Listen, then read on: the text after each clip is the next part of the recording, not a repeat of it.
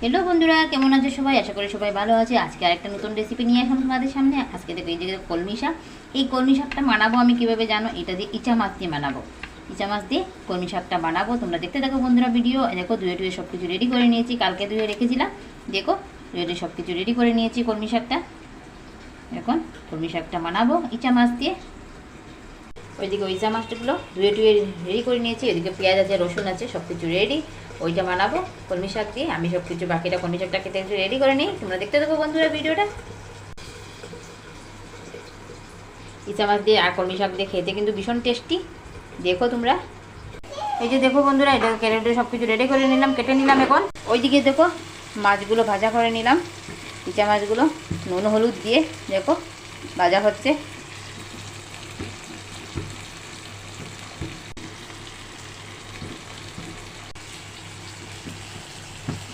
দেখো বন্ধুরা, দেখো মাছগুলো ইচা মাছগুলো ভাজা করে নামিয়ে নিলাম। কড়াইতে ওই তেলের মধ্যে পেঁয়াজ ছেড়ে দিয়েছি। পেঁয়াজটা মোটামুটি একটা লাল হয়ে গেছে। এখন ছেড়ে দেবো শাক। ছেড়ে দিলাম শাক, শাকের মধ্যে নুন হলুদ দিয়ে দিলাম। এখন শাকটা ভালোভাবে ভাজা হবে।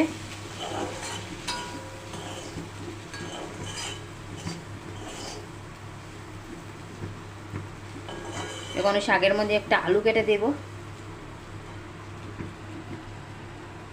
আলুটা কাটা হয়নি, এখন কেটে দেবো। রেখে দিই। আলু কেটে দিয়ে দিলাম। এখন নাড়াচাড়া করে রেখে দেবো।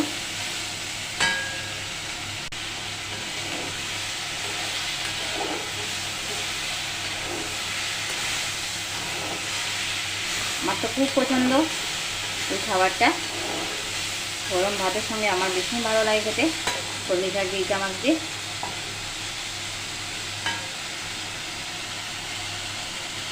দেখো বন্ধুরা, শাকের মধ্যে অল্প একটু জল দিয়ে দিলাম যাতে আলুটা সেদ্ধ হয়ে যায়। আর এখন দিয়ে দেবো ইচা মাছগুলো।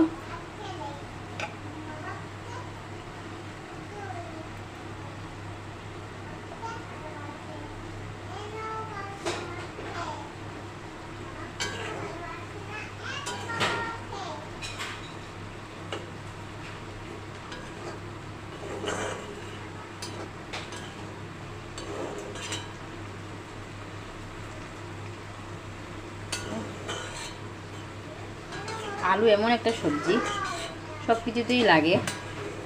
আর আলু না দিলে কোনো কিছুর টেস্টই আসে না। আমার তো ভীষণ ভালো লাগে আলু, আমি সব কিছুতে আলু দিই। যেহেতু তোমরা আলু না দিয়েও করতে পারবে, কিন্তু আমি দিয়েছি কারণ আমার ভালো লাগে তাই।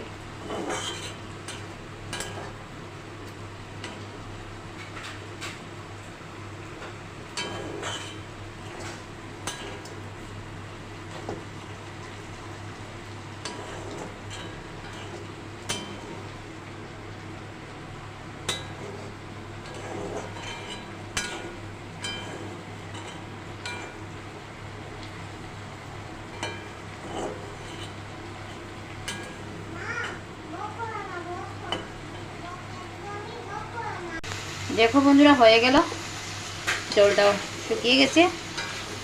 এখন নামিয়ে নেব।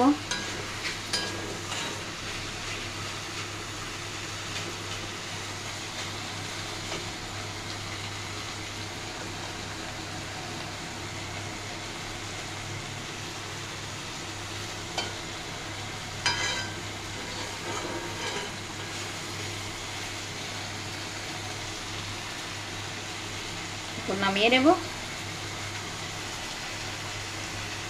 বন্ধুরা, নামিয়ে নিলাম। দেখো কলমি শাক দিয়ে ইচা মাছ দিয়ে এইভাবে তোমরা বানিয়ে খেয়ে দেখবে কীরকম কেমন লাগে।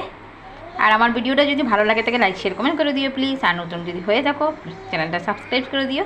ওকে বন্ধুরা, বাই, টাটা, ভালো থেকো।